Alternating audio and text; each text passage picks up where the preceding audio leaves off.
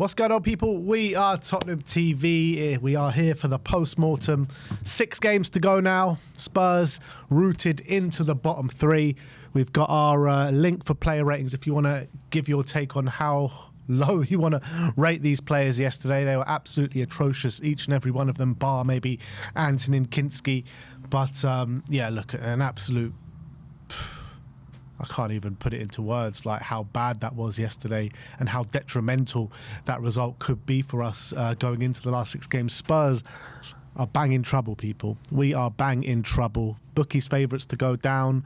Everyone's favourites to go down. They're dying to send us down as well. But look, Sim was up there yesterday, made the long, old trip up to Sunderland. I did. Wasted trip. Set off at like 5:30 in the morning, 6 in the morning. It was about a 4-hour trip up there. Got there about 3 hours before kickoff. Didn't even see where the fans were. I was at both fan zones. One of the fan zones, by the way, seemed to be like a kid's birthday party. It was really weird. It's like a leisure centre. Walk in, there's like kids playing FIFA on a TV, and there's like some sort of DJ. There's nothing going on. It was one of the weirdest things I've ever seen. I don't know. Sure, it was a fan zone. That's where they sent us. It was supposed to be a fan zone. Not much going on there. Not many fans there, to be honest. Before I walk in, someone comes up to you and goes, "Don't even bother going in there. Don't bother. Like, it's not worth your time." I was like, okay. I went in there. I was like, okay, I can see what's going on there. So that was already a bad start to the day. We ended up like going inside the ground like about an hour and a half early. That whole trip, you couldn't even get yourself a beer. Boy, I could get myself a beer. It just wasn't much atmosphere or any fans congregating, it seemed. I think everyone just seemed to go straight into the ground. Seemed like a pack away in, though. Yeah, the weigh-in was full. I think there was a general sense of a bit of hope before the game, I think, talking to fans, and everyone was like, okay, got Zerbi in now. Could he kind of swing things in our favour? Can he change a few things on the pitch? These players are devoid of confidence. They haven't been playing any sort of football pretty much throughout the season. And I think the reaction to the lineup was a bit, I'm not sure about this. I don't know why is he not playing Xavi? Why is he not playing Tel? You know, is he playing Gallagher in the 10, Bergvall in the 10? Why is he playing with Charleston off the left? So there was a bit of confusion from the lineup. Not to say it was like horrendous. Like, okay, I can kind of understand some of the selections, but I just thought a bit confused. But anyway, look, he's got a new set of eyes on the team, doesn't he? He's been there for 9 days. That's what he's picked, and let's just see if he's cooking something or if we're going to get cooked. And unfortunately, it turned out to be the latter. But I think, you know, that before the game there wasn't much atmosphere, but as the game was kicking off and the team was coming out and there was general support, the fans were singing at the top of their full voices. I think for most of the game, to be honest, the fans are pretty good. I think within a minute we created a chance. We were thinking, okay, maybe things are happening here, but I think it very quickly, we reverted back to what we've seen for a lot of the season, to be honest, and it wasn't really any improvement. I would say for like the first half, at times we played some nice stuff, but unfortunately we just weren't able to create anything, were we? If we're being honest, I think we created a bit. There was one bit from Solanke right at the end. We had a penalty overturned, which we'll get into. Sunderland didn't do much either. They had a couple of moments from crosses, but other than that, they didn't do much. It was a bit of a dead game in that first half. But what really pissed me off, and I think it was palpable in the ground, was the referee. I think everyone was going mad at the referee. Obviously, wasn't up to date with what you guys are saying or what the TV was saying or what social media was saying, but we were going mad about the referee in that ground. Every decision seemed to be going against us. I thought he booked both Romero and Van de Ven when they both weren't bookings. I thought those were ridiculous decisions. I thought Brian Brobby was getting away with murder in that first half as well. And the penalty, obviously, I've seen it back, and I think it's a harsh overturn, to be honest. I think it's a harsh overturn. I think it's one of those that I think if he didn't give it initially, I can understand it not being given. But given that he's pointed to the spot, is it a clear and obvious error? I don't know. I think it's a harsh overturn. I think it's one of those where you stick with the referee's decision, in my opinion. So I thought that was We didn't get the rub of the green with that decision as well. But I thought, there was boos at half time, but mainly for the referee. It wasn't really for the players. But in terms of just being up there, I think there was kind of everyone's just so resigned at the moment. It's like nothing's going to save us. As much as we're a bit hopeful, when you see what we saw on the pitch, it's like it just seems it's giving this kind of what it seems as though is it's too little, too late. That's reality. We can change a manager. Nothing's coming to save us at the moment. Like we've given him 7 games. It's not enough time to implement what he's going to do, what he wants to do on the pitch. You know, he said it himself. He doesn't want to inundate these players with too many messaging and too much tactical work. It's more about mentality. But that might not be enough with 7 games to go. And at the moment, we're now in the relegation zone. And I don't know if we claw ourselves out of it. It's really hard. And all the fans I spoke to are just like, I don't see how we get out of this. Yeah, look, there's a lot to unpack in what you just said there, but I want to start off with the lineup and the changes De Zerbi made throughout the game, because I thought all of it was shocking. I was saying to you before the game that, I was saying to you in the preview on Friday, like, we have to play our best players in their best positions. We can't do that playing a winger system. We can't play that playing 4-3-3 or 4-2-3-1, whatever it may be. We don't have wingers. So let's go for a 3-5-2. Let's go for, don't play wingers if you don't have wingers. There's no point pigeonholing Richarlison out on the left. There's no point pigeonholing Moani out on the right. Why don't we just play the only formation probably where we can fit players in their right position? I said that before the game, and I'll say it after the game. I think it's ridiculous, to be honest. And I think, Gallagher was playing a bit deeper. Bergvall was playing a bit further forward. We've been going mad at Thomas Frank for trying to play Bergvall a bit further forward. Like, why not play Gallagher? If you're going to go for this formation, why not play Gallagher a bit further forward? He said he wants to get him back to his Chelsea playing days. That's why he played his best football for Chelsea. So why not play Gallagher a bit further forward and play Bergvall a bit deeper and play Bergvall where he made his name under Ange last season and had his best performances? So I thought there were a lot of peculiar decisions in the starting lineup. And don't get me started on the changes that he made throughout the game as well. It's just like, he had those changes, Pape Matar, João Palhinha and Matisse Tell ready to come on before the goal was scored. When the goal was scored, you have to change those decisions. Like, you have to bring on a Javi Simmons, surely, when you go 1-0 down, get a bit more creativity in the midfield. He waited till 85 minutes to bring on Javi Simmons. He said that, he would have brought him on earlier if it wasn't for the Romero injury and whatever, but, I was calling for him at half-time and definitely in the 60th minute when we made those changes. So I thought his changes were really poor. I thought the starting lineup was really poor, and it was pretty much not much of a departure of what we've seen for the majority of the season. You're looking at it, how many times have we sat here and said, under Thomas Frank and under Igor Tudor, first 5 minutes, we've actually had a go and we look decent. And then it just reverts back to type and it's just stodgy. We can't make 5-yard passes. No one's looking up for it. We keep losing the ball time and time again. And it was just like, it could have been any manager at the helm yesterday and you wouldn't have batted an eyelid. Like, I did not see any changes Roberto De Zerbi has implemented over the past 10 days. And yeah, look, it looked a bit different in the first 5 minutes, passing and moving, but it literally lasted 5 minutes. But how many times have we sat there and said, we look good for the first 5 minutes, and it's just been crap after that? There was no changes whatsoever. Yeah, don't disagree. It was very much pretty similar to what we've seen all season, and it's hard as fans to accept that, considering we've brought in another new manager. We've brought him in because he's had 10 days to work with these players. I mean, look, 10 days is not like loads. It's not a pre-season, but it's, not insignificant amount of time. Surely it's enough time to implement some sort of pan to play or whatever, something on the pitch that the players can kind of lean on to implement during the game. And I think definitely for the first hour, I think we were keeping the ball a bit better. But I have to say, for the last half an hour, it was as bad as we've seen anything. Yeah, as soon as we conceded, they shut the bed and, a doggy was playing all these erratic passes. We kept losing the ball time and time again. It's just like... we panicked, I think. Yes, 100%. As soon as we conceded, we started to panic massively. In the first half, there was a decent structure about it. Defensively, I thought, we were okay. But as soon as we conceded, it just went from bad to worse. And don't get me wrong, that first hour wasn't anything great. It was just, like we were just a decent structure with an even game. And even so, like, you say in the first half, I still think Sunderland created more than us, Yeah. I still think at half time, it was fairly even, but I still think Sunderland come out of it in the first half probably the better side.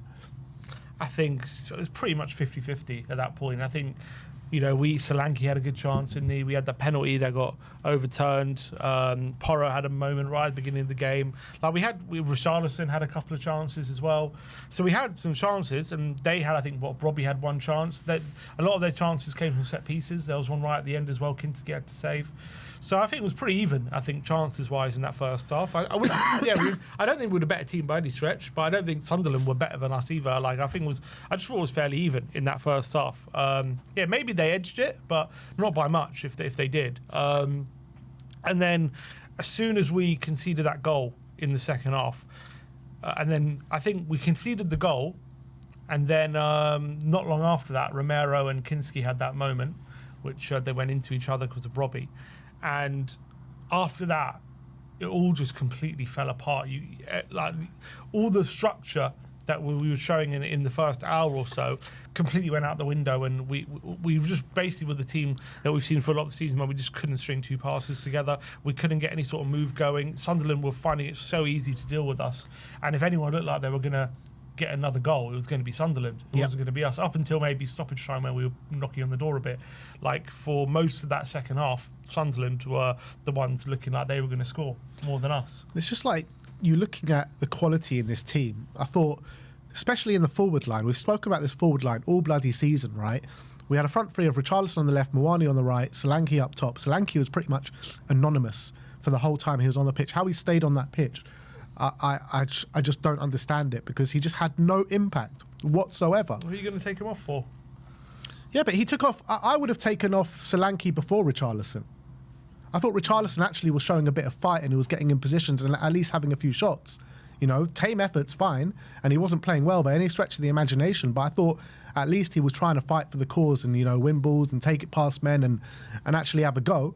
Solanke was anonymous, completely anonymous. Apart from that little chance, or that good chance that he had at the end of the first half, I don't remember anything that he did on the time that he was on the pitch.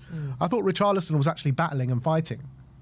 That's, and that's what you got to show. And we can sit here and we can talk about formation and we can talk about players in each and every position, like I mentioned before.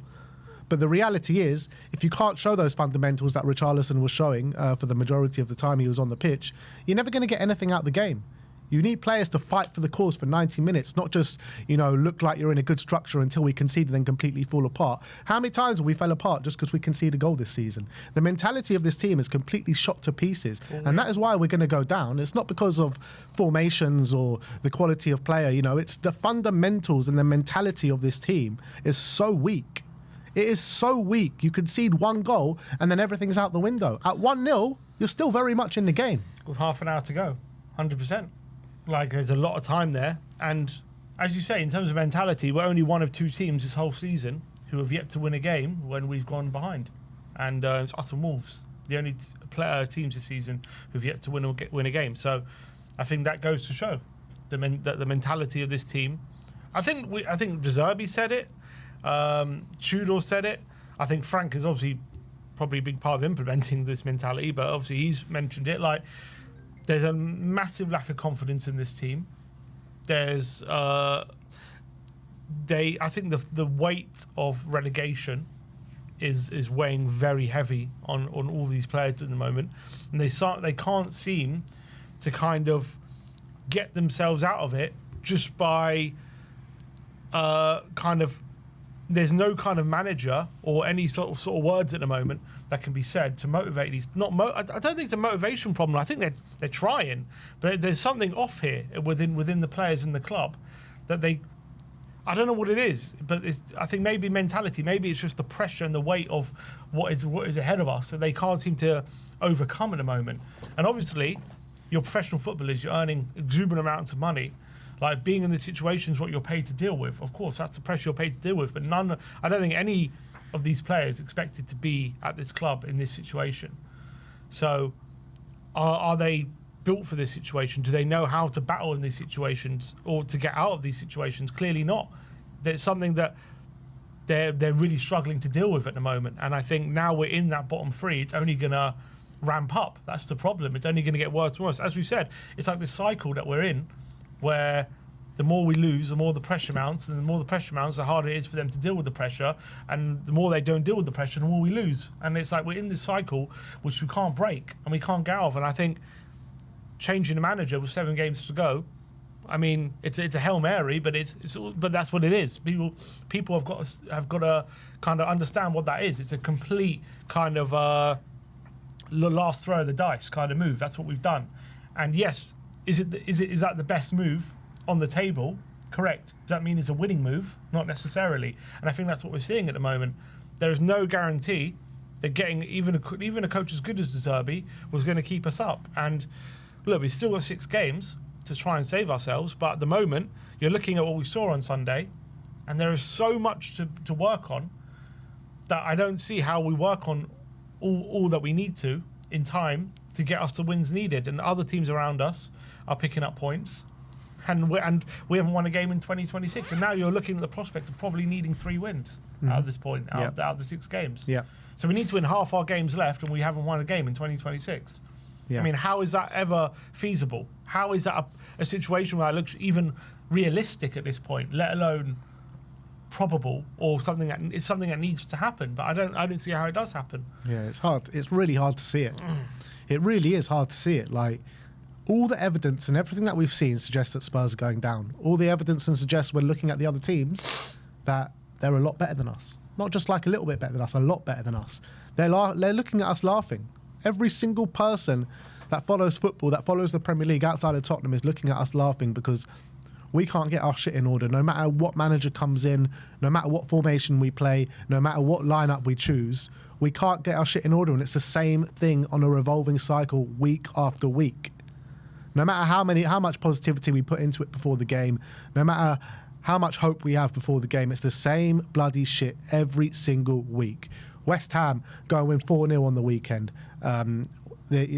Nottingham Forest, in their last 3 games, they've had 2 draws and a win. One of those wins against us, that win against us. So it's just like, there is no kind of logical explanation to suggest that Spurs can stay up. There isn't. The only thing is hopium, copium, and being deluded. And that's where I'm at. I am. I can't sit here and give you a reason why I think Spurs are going to stay up. But I just can't sit here and believe that Spurs are going to go down. I can't. I just can't do it. Like, I'm full on deluded. I know I am, and I know what it sounds like, and I know what it looks like. But I can't sit here and accept the reality. I'm genuinely just can't sit here and accept the reality. We can't go down. We just can't. It's called being in denial. Yeah, that is. I'm in complete denial. I know I am. I know I am, and that's the stupid thing about it. Like, because I'm watching this team week in, week out. I'm seeing the other teams around us actually showing fight and ability to pick up points, and I'm still sitting here and saying that we're not going to go down. I think I'm the only Spurs fan left that's saying it. But I'm hoping we have to stay up at something has to click within these players at some point. But the games are running out. We got 6 games to go, and they're very hard games as well. I know. There's no easy game. There's no easy game left. You've got even next game, Brighton at home. A few weeks ago, we were saying, yeah, it's a good game for us. And now we're looking at it. They're 3 points off top 4. They're fighting for Europe. The only way that Spurs are going to beat this is a bit of luck going our way. And we are getting no luck. You know, they all say, like, when you're down at the bottom, you get no luck. And that's what it feels like right now. You know, back when Leicester won the league, you know, all the refs were giving the decisions to Leicester, and Clattenburg came out and said what he did about it, saying, I let that Chelsea game go on because, you know, I can't remember the exact quote he said, but basically he was suggesting that, you know, the referees were giving Leicester a lot of decisions and going against Tottenham. I feel that is going on right now, and I feel that there's some sort of thing where the referees are just giving every decision against us right now. That's what it feels like. Some of the decisions yesterday at the Stadium of Light were absolutely disgusting. Brian Brobby should have been sent off in the first half. He had that challenge on Romero, and then he got the yellow card after that. That should have been 2 yellows in the first half an hour from Brian Brobby. Not only that, but then after that, he pushes Romero into Kinski. That should have been another yellow card. Like, this guy made 3 or 4 yellow card decisions, and he got 1 yellow card out of them. Like you mentioned before, Romero wins the ball, straight away yellow card. Van der Ven, straight away yellow card. Like, we're being ref differently to every other team, and I'm pretty certain of it. Like, there is something going on. There is something going on. I think first we haven't had a penalty all season, have we? And then we get one yesterday. You think, okay, maybe our luck's starting to turn a bit. I think if they give that to Sunderland, I don't think they overturn it. I think they keep it as it is. I think they stick with the referee's decision. Something's going on where, as someone said, 100%, it's a conspiracy. And I agree with you. We can't blame the refs in this situation. We got to look at ourselves. We've not been good enough, and we deserve to be where we're at right now. But on top of that, we're not getting the decisions. A doggy, I thought, was through on goal. Oh, that 100%. Gets closed down with the elbow, and the Luke 09 as well scrapes his studs down his calf, which Xavi got sent off for early in the season. By the way, I've seen about 10 players do what Xavi did early in the season, none of them being sent off, and yet Xavi got sent off. Same with Romero, when he gets sent off against Man United. I've seen about 10 players do that kind of challenge. This is what I was saying at the time, where people were like saying, oh, it's a red card to me. I was like, okay, but you're going to see that kind of challenge about 5 or 10 times, and they're not going to get reds. But we're the ones who are getting punished for it. I thought a doggy, that could have been a red card on 09, or definitely should have been a free kick in a dangerous position at the very least.